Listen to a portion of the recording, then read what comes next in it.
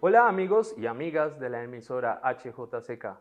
Muchas gracias por acompañarnos el día de hoy en su programa El piano y sus intérpretes. Hoy nos acompaña Edgar Puentes. Edgar tiene a su cargo el programa de formación de comunidad del área de fomento y desarrollo de la Orquesta Filarmónica de Bogotá. Es también miembro de la misión de Sabios 2019 de la Presidencia de la República, donde dirigió el foco de industria creativa y cultural. Muchas gracias, Edgar, por recibirnos el día de hoy con nuestro programa El piano y sus intérpretes.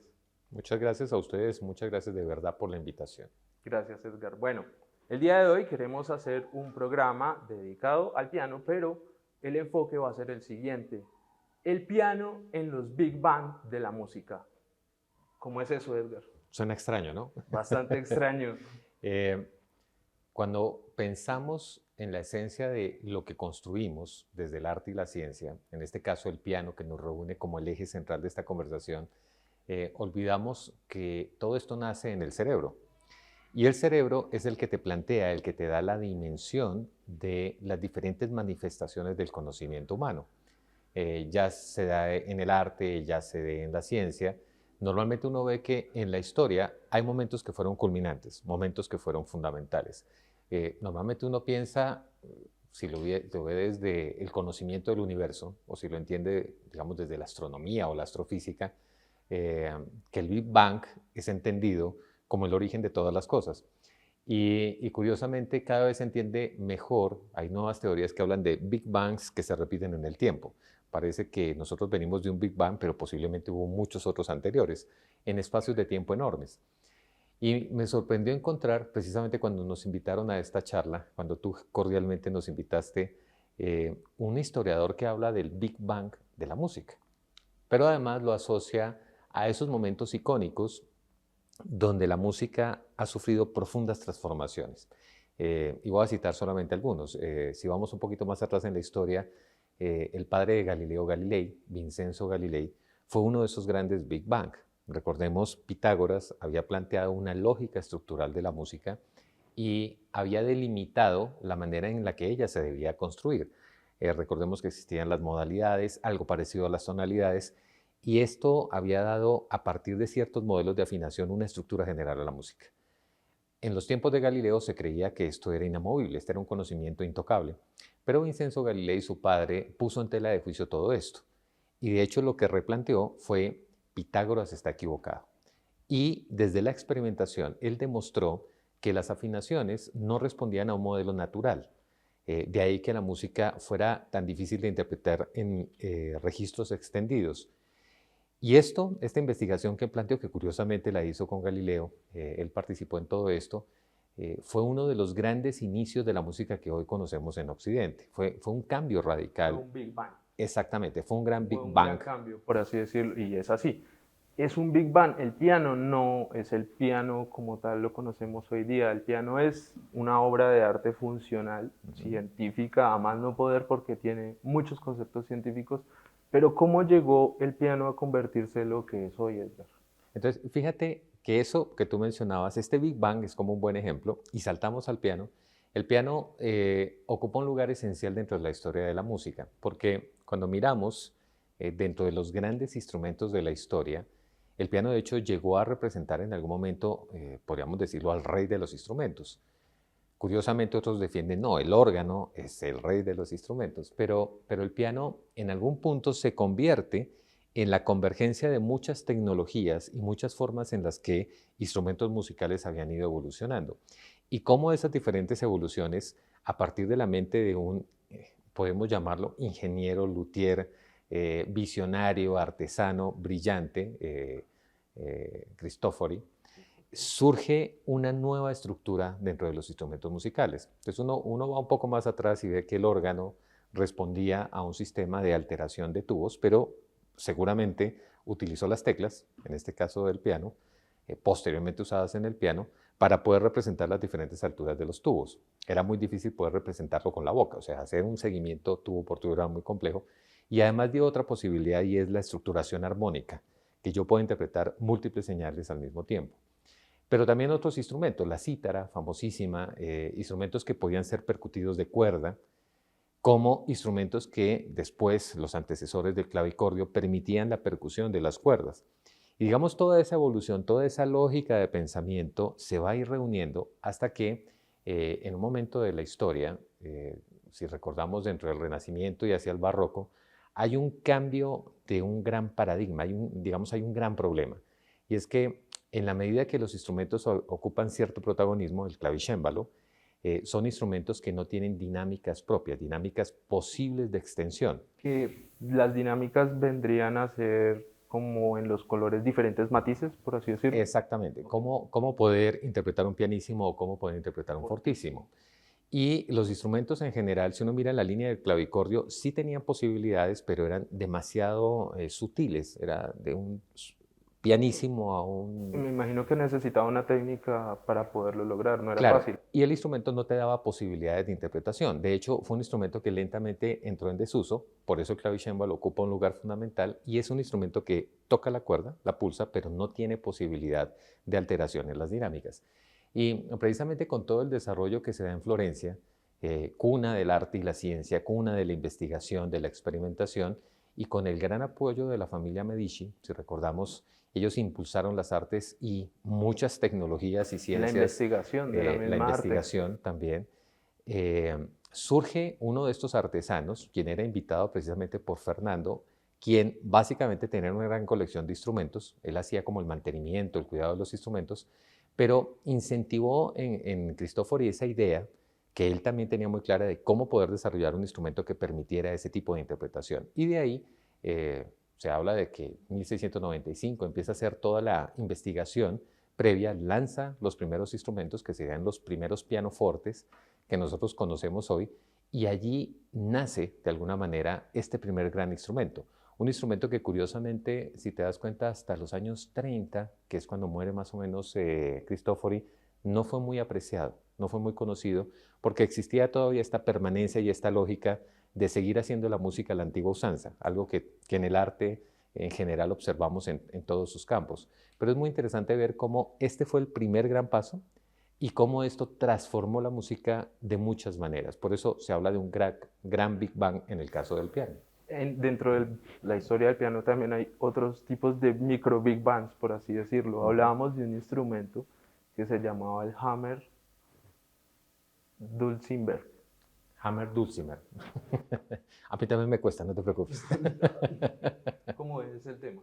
Sí, lo veíamos un poco antes, ¿no? Como el Hammer Dulcimer es de esos instrumentos que te permitían poder interpretarse. También es ese paso exactamente de la pulsación al martilleo. Es un instrumento que tenía la posibilidad de ser interpretado a través de las manos, haz de cuenta como un instrumento percutido, pero que al ser de cuerdas, como una cítara parecido, tú podías generar intensidad. O sea, es como esos primeros atisbos de cómo lograr esto, pero bajo este tipo de mecanismo, un mecanismo fue como de el teclas. chispazo de cómo se inicia entonces ese mecanismo para poder llegar a generar los matices. Exacto, y de ahí nace el clavicordio y después, digamos, es el trabajo de Cristofori desarrollando esta herramienta fundamental, es este gran invento que es todo este sistema de martillos que finalmente logra generar la extensión y la lógica fundamental de un instrumento que ya puede generarnos o darnos diferentes dinámicas. Hay algo que es muy bonito dentro de la construcción del piano y es la caja armónica que siempre ha estado ahí presente, ese marco, que lo podemos ver acá ya de una manera muy desarrollada con estos ejemplos que tenemos acá de Steinway, pero eso viene desde el sitar, por así decirlo, ya Exacto. era su cajita perfectamente marcada, su marco, y cómo evoluciona ese marco a lo que es hoy. ¿Qué podemos decir de raro que tiene un marco actual, por ejemplo? Si tú ves, realmente la forma se mantiene. Ha habido diferentes tipos de evoluciones. De hecho, los fabricantes de pianos han producido o han alterado las dinámicas precisamente para lograr mejoramientos acústicos. Entonces uno ve pianos como estos, no solamente son los materiales, sino la forma, que aunque se mantiene, tiene ligeras variantes y eso permite diferentes tipos de sonoridad. Digamos, las más marcadas en la historia tienen que ver, por ejemplo, con los instrumentos de pared.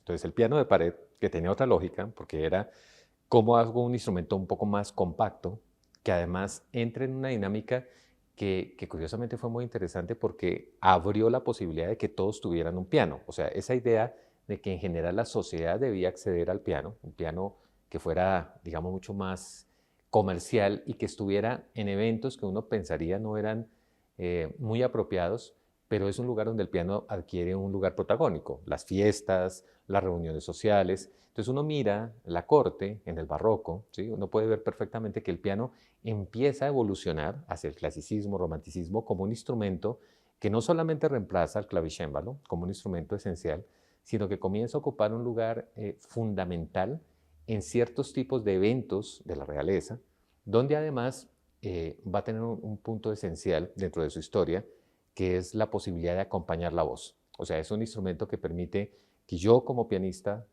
pueda acompañar a una cantante o que eventualmente un cantante también se interprete a través del piano. Entonces, fíjate que esa historia, digamos, está ligada no solamente con los usos, sino también con ciertas dinámicas que obligaron a transformar su estructura. Steins es uno de los que más tiene que ver con el por qué el piano se convierte en un instrumento básicamente de pared. Evolucionan, lo llevan en ese grado de evolución, pero también es el que fortalece la técnica del instrumento. Recordemos que Mozart va a ver este instrumento como un instrumento esencial y de ahí que adquiera un papel protagónico en la vida de los grandes compositores. Correcto. Edgar, por ejemplo, en el tema de la posición del instrumento que ocupa, antes de armar el programa, hablábamos de una historia bogotana del piano. Me pareció muy interesante porque va ligada a varias cosas que te gustan. Eres ingeniero, te gusta también los elementos voladores. En este caso me contabas la historia de un piano que viajó, de un avión, perdón, que viajó de Estados Unidos a Bogotá y se relata la historia a partir de un periódico. La historia tiene un trasfondo más grande aún, que es musicalizar la historia del recorrido que hace este avión.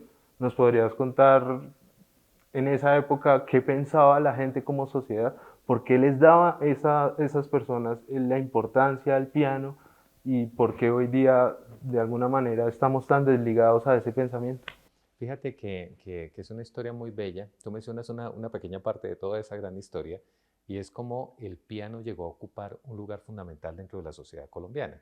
Digamos, nosotros somos un país que tiene N cantidad de manifestaciones culturales, nuestra música es increíblemente rica y hay instrumentos que fueron tradicionales dentro de nuestra historia, la guitarra, la bandola, el tiple, pero el piano viene a ocupar un lugar esencial, porque digamos ocupa, en una clase burguesa ocupa cierto lugar y empieza a importarse de manera sistémica y era muy común en los años 20, años 30, ver las casas de familia con un piano ubicado al interior del hogar, que responde mucho a esas dinámicas que uno veía en el romanticismo de las familias europeas que tenían sus pianos, donde, no quiero que suene machista, pero era un poco así, una dama que se respetara debía interpretar el piano, era parte de su formación, era parte de la estética natural de la belleza femenina, más allá de las otras dimensiones del piano. Entonces, fíjate que siempre estuvo muy ligado a la sociedad y en esta época, que está muy presente en los hogares,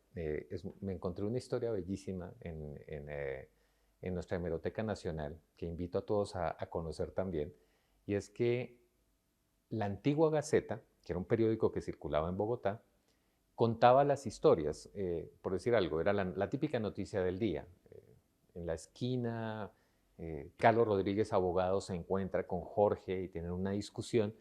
Y esta era la noticia del día, la cual era relatada. Y en el caso de la aviación que tú mencionabas, grandes acontecimientos de grandes héroes en nuestra historia. Recordemos que la aviación en Colombia fue fundamental. Somos uno de los primeros países, no solamente en Latinoamérica, en toda América, sino en el mundo, en desarrollar una aviación comercial. Eh, Allí estaban muchos de estos héroes que eran capaces de cruzar fronteras en aviones muy precarios y con muchas dificultades. Y esta historia que tú cuentas, que es muy bella, es una donación que hace los Estados Unidos a Colombia de un Catalina. Y es un avión que tienen que traer en etapas, porque pues en aquella época no había ninguna otra posibilidad. Y el drama se narra por radio. Entonces uno mira en la avenida Jiménez, había un radio que era colocado donde la gente se sentaba a escucharlo y de forma muy interesante ellos oían la historia, los periodistas estaban atentos, periodistas de la Gaceta, e inmediatamente contaban esta historia. Y yo compartía contigo que me encontré con la partitura escrita para piano, con una canción alusiva a este gran piloto que trae este avión como un gran periplo volando por los diferentes aeropuertos de toda Centroamérica. Y hay muchas historias de eso. Charles Lindbergh, cuando viene a Colombia, puedo estar equivocado en el año 1927, 1928, él después de que recorre el Atlántico, va volando sobre la avenida Séptima, aquí arriba de nosotros muy cerca, acompañado de uno de nuestros grandes pilotos y termina aterrizando, si no estoy mal, por Zipaquirá, en un potrero. Hay una foto icónica donde están las vacas pero lo interesante es cómo esta historia era tomada por la Gaceta, le encomendaban a un compositor y el compositor en piano transcribía una pieza, cantaba, creaba una canción y lo interesante era la historia leída, pero por el otro lado la historia cantada. Entonces la gente podía sentarse en su casa e interpretar las canciones que contaban las historias. O sea, en la época ya de hecho era normal leer una partitura, no era nada complicado. Y existía un gran valor por algo que tú preguntaste ahora, que tristemente en nuestra sociedad ha ido perdiendo, que era un gran valor por la complejidad, por depurarse, por conocer estas metodologías necesarias, leer una partitura, ¿sí? Aprender un instrumento, que además se hacía parte de la vida cotidiana, que es un aspecto muy, muy interesante. Sí. Algo que me interesa y me llama la atención acerca de esa configuración es cómo el cerebro entra en el juego del piano, porque el cerebro utiliza el piano para volverlo toda una industria en videojuegos, cine, tecnología, creación de historias, formas de generar nuevos conceptos musicales. Cómo el cerebro retoma todos los conceptos y se centra sencillamente en el piano, porque es el instrumento universal, realmente es el instrumento que se utiliza para componer una ópera que tiene todo el panorama orquestal y coral, porque el piano es como el pilar de toda la creación. Fíjate que ahí tú tocas varios aspectos que son muy interesantes, desde esa premisa, como mirándolo hacia en esos Muchas otros preguntas, enfoques, sí. Pero de repente uno podría pensarlo de esta forma. El piano, históricamente, digamos, hablemoslo desde la música académica, se ha convertido en ese instrumento que resume casi que todos los registros de los instrumentos musicales. O sea, tenemos 88 teclas, 88. Tenemos una extensión enorme, que puede ser mucho mayor sin duda, pero allí está representado, casi que uno podría mirar las secciones de familias de una orquesta sinfónica. Y de hecho, en la tradición, un buen director, un buen compositor, casi siempre se apoya, y de ahí la importancia del piano como un instrumento que evolucionó a convertirse en la herramienta esencial de composición y creación de muchos de los grandes, perdón la redundancia, compositores de la música, o ser el instrumento que permite a un director reunir toda la información y transcribirla a un solo instrumento. Entonces, si uno lo mira desde una perspectiva amplia, el piano es un instrumento que por sus características permite una reunión de mucha información y permite hacer una síntesis de, digamos, un modelo mucho más amplio. Tú lo mencionabas, un compositor hoy, actualmente, que trabaja con medios electrónicos, tiene un controlador, pero un controlador siguiendo las mismas características de interpretación de un piano, tal vez no el mecanismo, sin duda, pero teniendo la misma estructura que utilizaba un pianista en el romanticismo. Entonces, es muy interesante ver que ese modelo que integra, que tiene esa capacidad de integrar tanta información, curiosamente podríamos asemejarlo al cerebro. ¿En qué sentido? Como una orquesta sinfónica. Con la orquesta hicimos una experiencia hace años con Rodolfo Ginás, creando un concierto cerebro, mostrando cómo una orquesta, como también un piano, es un sistema que replica la manera en que internamente el cerebro reconstruye la realidad. De hecho, la música no ocurre afuera, la música ocurre adentro. Tocar piano, interpretar el piano es una forma de conexión cerebral. Los pianistas tienen una conexión particular, los violinistas tienen otra, los chelistas tienen otra. Entonces es muy interesante ver que el arte es una manifestación externa de la forma en que opera nuestro cerebro y lo que hacemos a través de él, y esto es una idea muy interesante de Rodolfo Ginás que compartí, creo que lo hablábamos contigo previamente, el arte simplemente hace puestas en escena externas para tratar de entender quién es él mismo y poderse observar y comprender finalmente quién es él. Y él lo hace con una asociación muy bella y es que somos una masa amorfa atrapada en una caverna de hueso. Y entonces esa masa amorfa desarrolló una interfase, el cuerpo, las manos, los brazos, los sentidos, para tratar de entender, bueno, ¿qué es esto y dónde estoy? ¿Cómo opero? Y fíjate que en esa analogía que tú usas, que me parece muy bella, el piano finalmente se convierte en un instrumento que resume en gran medida muchas de esas otras manifestaciones que uno observa en la música. Yo sé que algunos se pueden molestar cuando uno dice que es el instrumento más importante. Digamos, fue muy importante en Occidente, nosotros lo acogimos y sigue siendo una gran herramienta que utilizamos de muchas maneras, porque hay muchas otras formas de hacer música, pero en definitiva sí es un instrumento que claramente ocupa un lugar fundamental, como tú lo mencionaste, un Big Bang dentro de esa historia inicial que veíamos del desarrollo de poder interpretar la música con intensidades, ¿sí? Y poder hacerlo de una forma expresiva mucho más compleja, que abre un abanico completo dentro de la música, pero que luego genera otro gran Big Bang, que es ese momento en el que, ejemplo, en Inglaterra, en la época victoriana, se desarrollan muchas tecnologías que surgen con la electricidad, la electrónica, las comunicaciones, el desarrollo de los parlantes, el desarrollo de un sistema eléctrico de grabación, los rodillos, Los y cómo todo transductores. esto, exacto, y cómo todo esto influencia el que finalmente se asuma este instrumento y se lleve a un siguiente nivel. Instrumentos eléctricos, instrumentos electrónicos, aquí estamos hablando de un periodo enorme, lo resumimos un poco, pero cómo todo eso influencia una forma de entender y construir la música. De nuevo en esa lógica particular del cerebro de cómo logramos a partir de esta construcción artística entender la complejidad sorprendente de lo que somos como seres humanos. Yo creo que la música por eso ocupa un lugar fundamental no solamente en la historia, sino en la sociedad, y es tan importante recuperarla, porque son maneras en las que nos entendemos, nos vemos, nos observamos, descubrimos nuestro gran potencial y además nos conectamos con esta experiencia sorprendente de la vida. Hablábamos previamente también algo que me llamó mucho la atención porque me gusta la música electrónica y escucho muchas veces la clásica opinión de eso es puro punchis, punchis, punchis. Es algo repetitivo, sí, pero hay algo que tiene un trasfondo más allá de lo repetitivo y es ese lenguaje cerebral, realmente cómo suena un cerebro. Es una gran pregunta y se puede escuchar. Uh -huh. De hecho, el Voyager lleva el eje de Andrujan al espacio Uh -huh. y ahorita está en los límites. Y es impresionante porque Andrujan en ese electroencefalograma que se hizo, Uh -huh. que tiene su sonido, lo que está sonando en ese momento es su sentimiento de amor, porque en ese momento estaba enamorada de Carl Sagan. Es una historia preciosa que nos trae al cerebro y al sonido.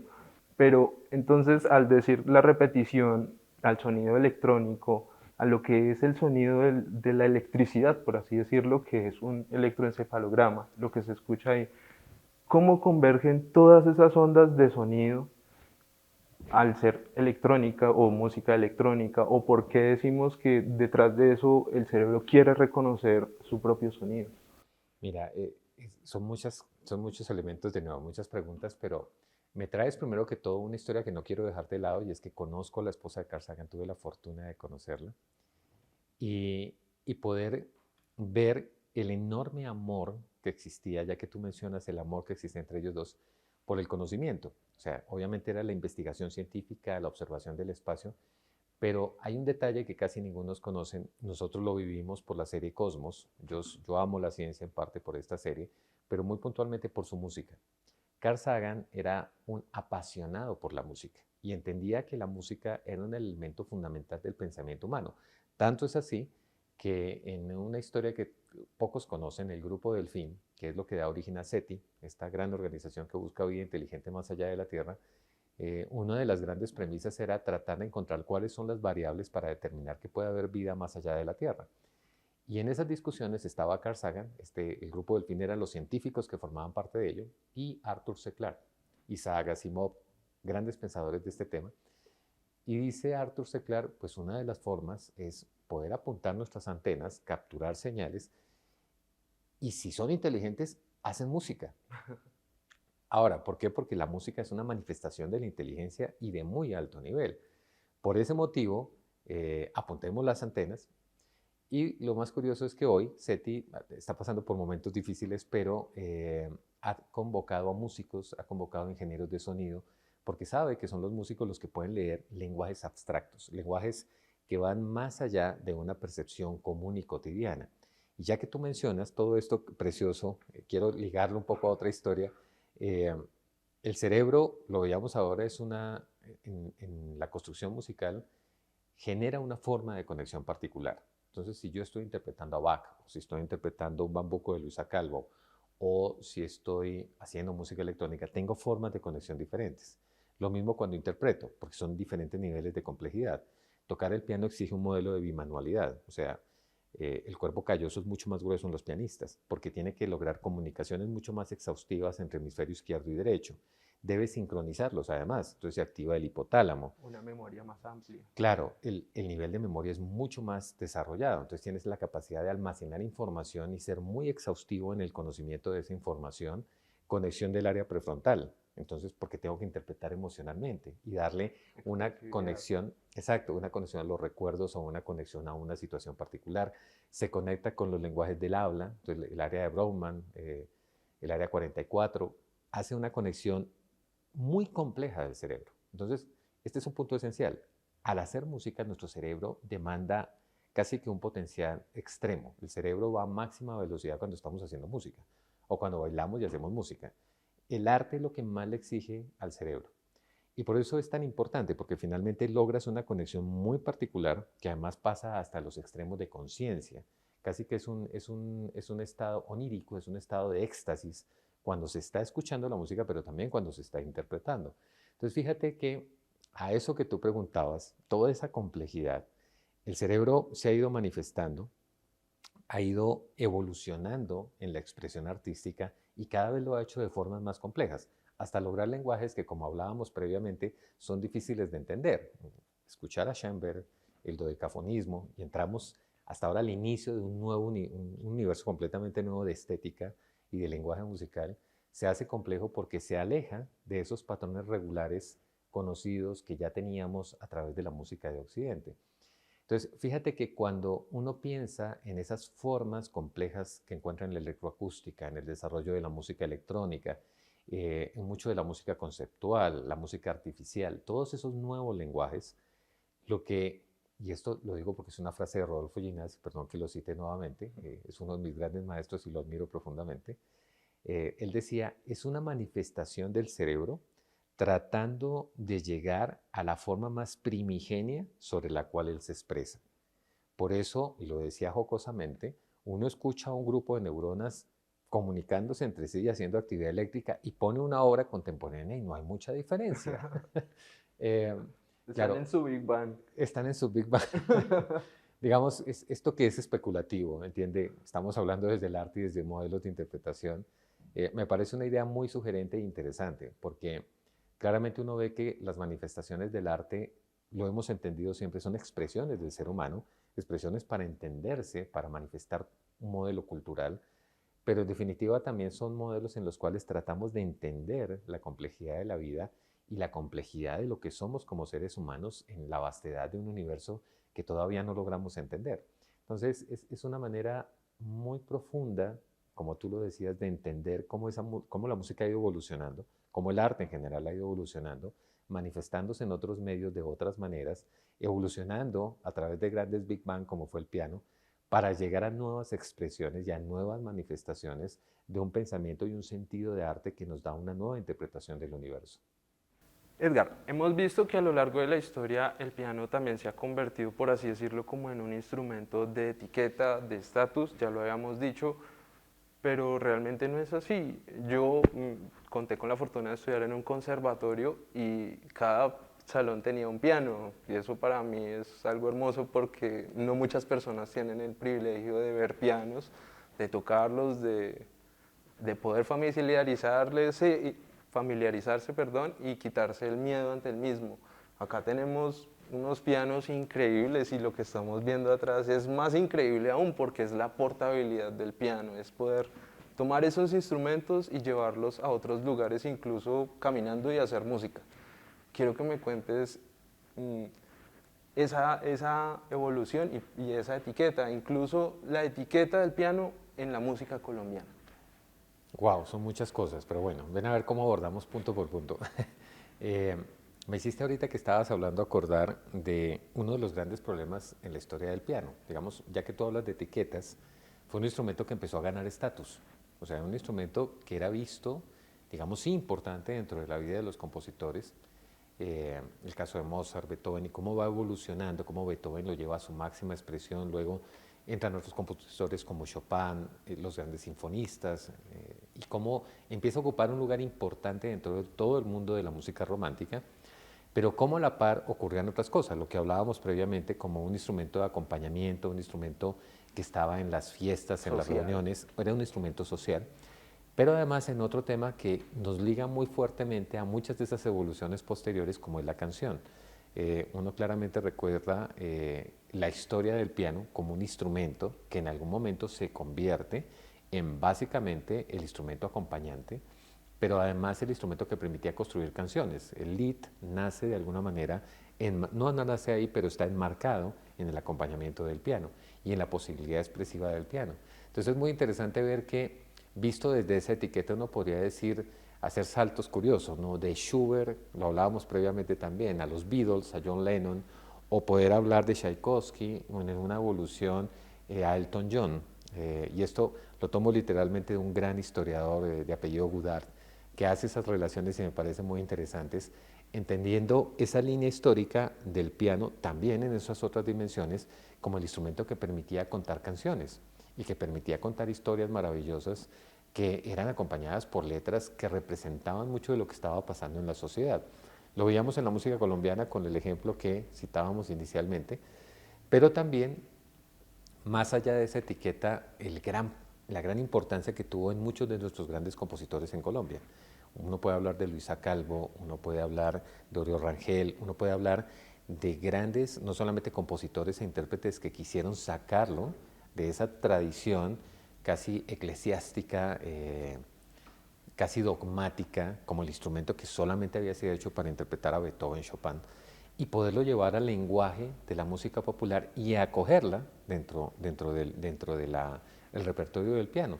Y si tú recuerdas, Oriol Rangel, de hecho hace poco lanzó un gran amigo, un gran libro que les recomiendo, Eliezer Arenas, muy interesante sobre la vida de Oriol Rangel, y que cuenta esta historia preciosa de él, cómo se llevaba, hemos dicho, él se sentaba al piano, era divulgar la música colombiana.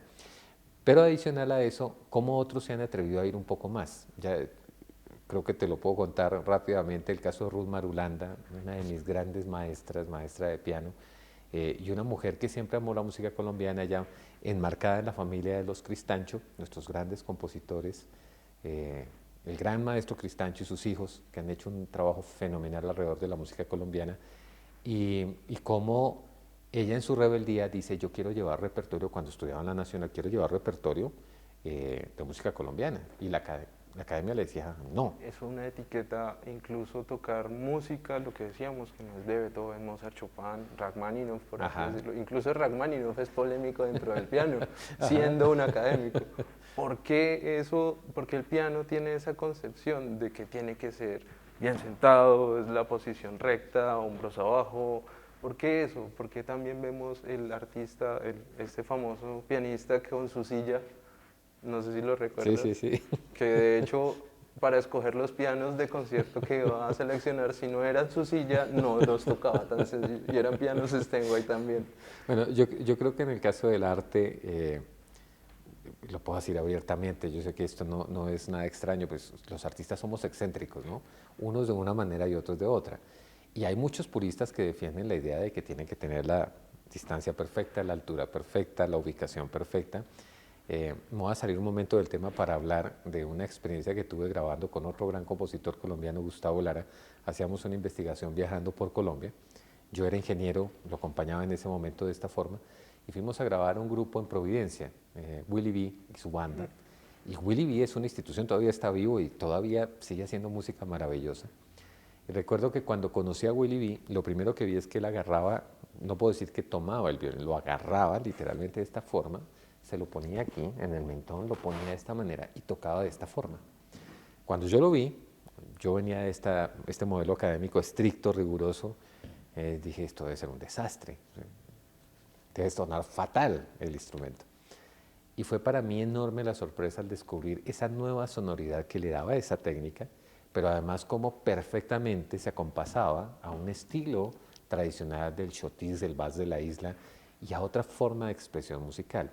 Yo creo que eso que tú mencionas, esos estereotipos, bien han estado enmarcados en un contexto, en una forma de hacer la música dentro de una estructura particular. O sea, digamos, uno sabe que un director, si va a interpretar una sinfonía romántica, tiene unas normas estructurales que dicen Beethoven se toca de esta manera o se interpreta de esta manera y es como lo traduce una orquesta.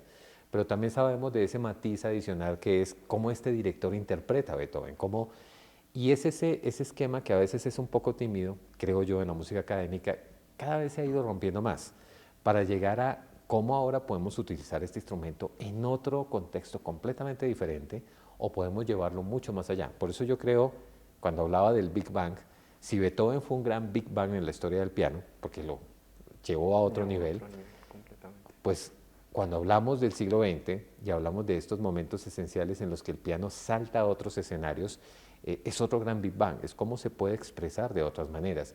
Y citaba el caso de Ruth Marulanda. Ruth, quien en la academia dice, yo quiero tocar bambucos y quiero tocar, y la academia le dice no. A tu pregunta, pues la academia pensaba que debía tocar a Chopin y debía interpretar a Beethoven y debía interpretar Mozart. Pero la música colombiana, ese tipo de música ya de bajo nivel no debía ser interpretada. Afortunadamente eso ha ido cambiando en nuestras academias. Y la historia muy simpática con Ruth es que ella se gana un posgrado, no recuerdo bien si es un posgrado o se gana un premio y debe ir fuera del país a estudiar técnica. Ella tiene tendinitis en la mano derecha y ella consigue a un pianista que le enseña técnica para mano izquierda. Y obviamente Ravel se convierte en parte de su repertorio, concierto para mano izquierda.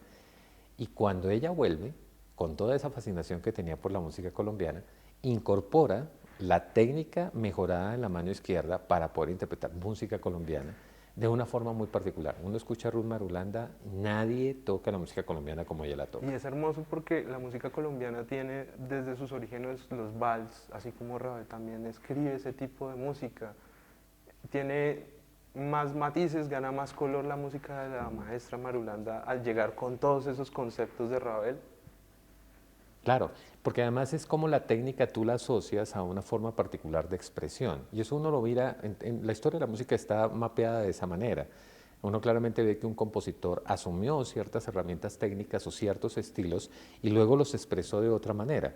De hecho, cuando se habla de los plagios hoy y se discute sobre todo este tema, hay una discusión muy seria sobre qué realmente tan originales somos, porque fíjate que sí generamos algo nuevo, pero tomamos mucho de este background que traemos desde una técnica o forma de interpretación y lo sumamos a una nueva forma de expresión.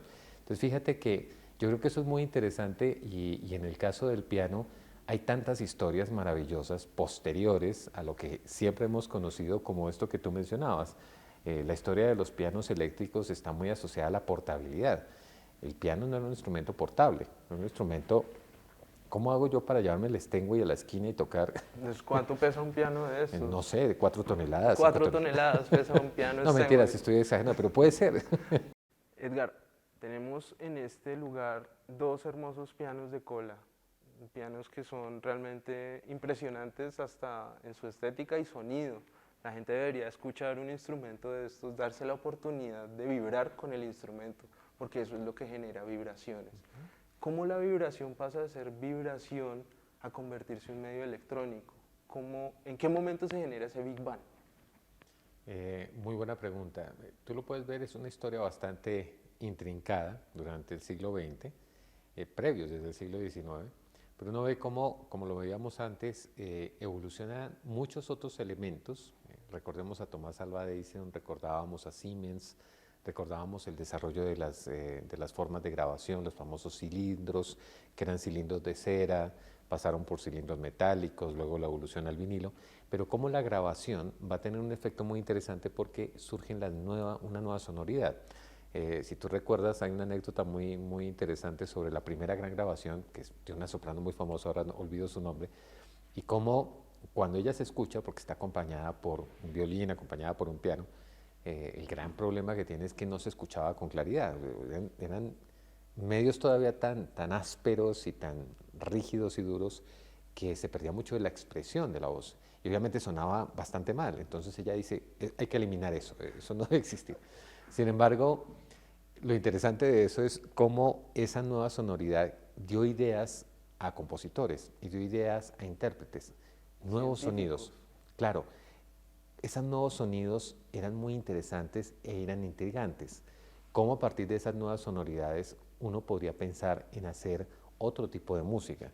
Y cuando uno mira, por ejemplo, la música del acorazado Potenkin, el acorazado Potenkin, que va en total desviación de cómo se estaba entendiendo la música en el cine a partir del Nieto de Strauss, uno mira que la música era pensada de forma abrupta, dura, áspera. Era una recreación del sonido para impactar al oyente, relacionado con la imagen. Incluso las orquestas de cine suenan fuerte, tienen mucha presión. Era por esa también falta de técnica que no se ha logrado hoy día, en esa época.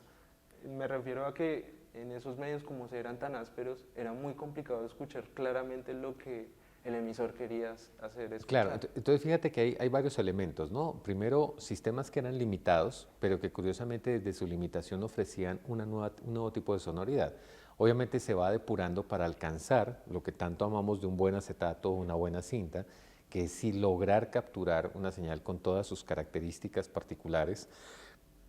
Pero a la par de eso surgió toda una nueva dinámica de exploración sobre ese tipo de sonoridad, por ejemplo el sonido de un filtro o el sonido de un condensador o el sonido de una variable de corriente, y cómo estos sonidos producían posibilidades muy interesantes para la generación de otro tipo de instrumentos. Entonces fíjate que cuando uno mira los instrumentos eléctricos, creo que de fondo se alcanza a escuchar el zzz.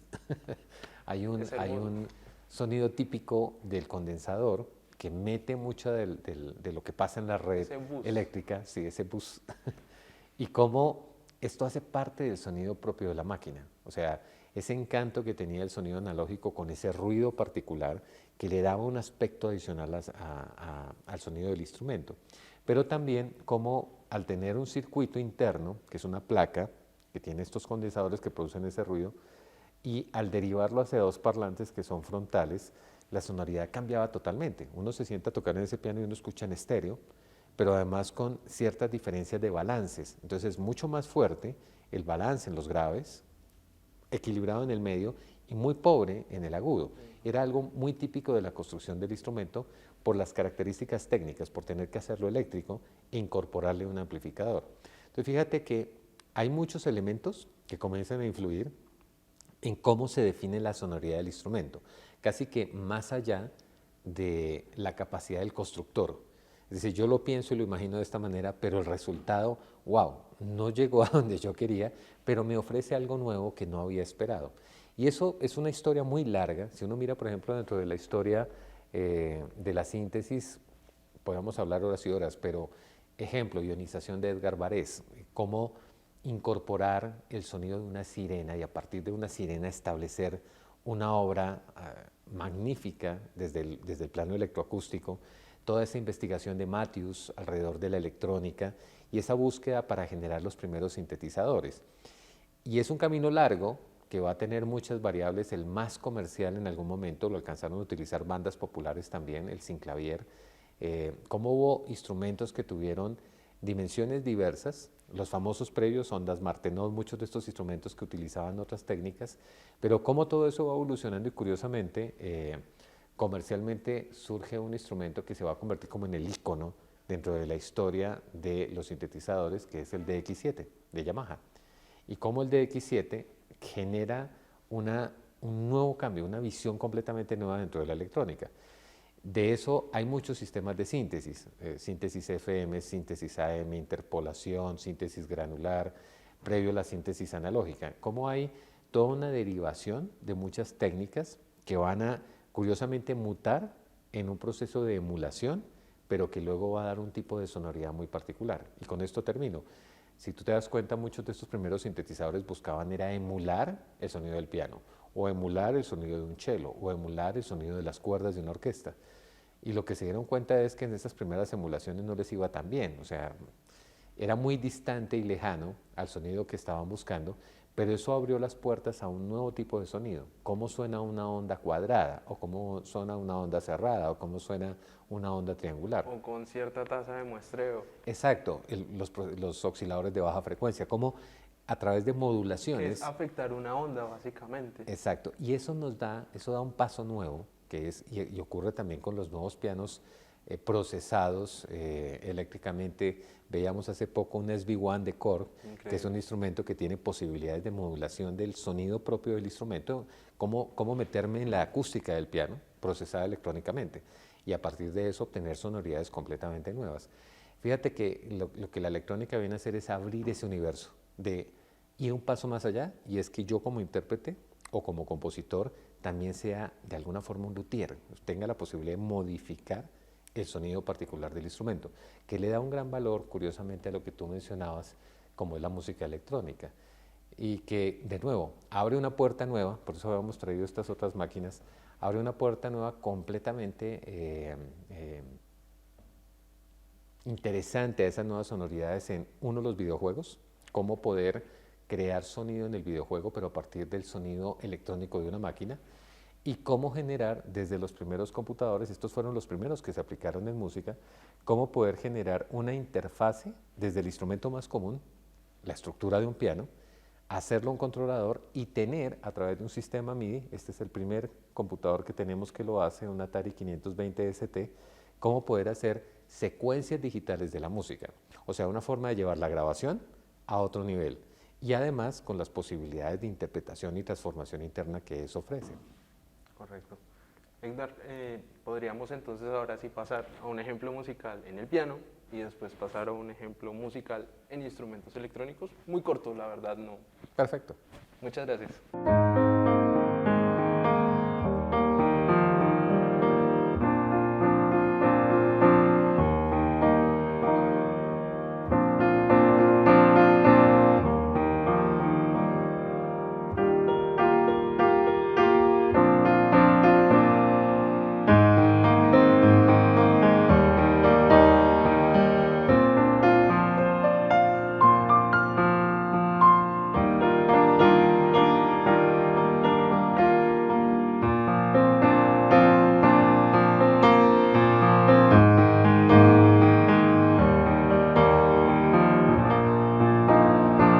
Finalmente vamos a ver un ejemplo con un Roland Juno G. Roland es una de esas tantas casas que ha desarrollado sistemas que claramente emulan la estructura de un piano por la interfase, que permiten comunicación MIDI igual que cualquier otro teclado, como un controlador, pero que además evoluciona en un concepto que es el Workstation, como poder recrear en una sola máquina muchos elementos que uno escucharía previamente, si hablamos dentro de la historia del piano en una orquesta sinfónica, o que recrearía instrumentos de orden electrónico, pero dentro de la misma máquina. Esto básicamente hace eso y permite además grabación digital, grabación de múltiples voces. Aquí simplemente voy a acompañar un ejemplo previamente grabado, previamente realizado, y podemos ver la sonoridad que puede tener una máquina como esta.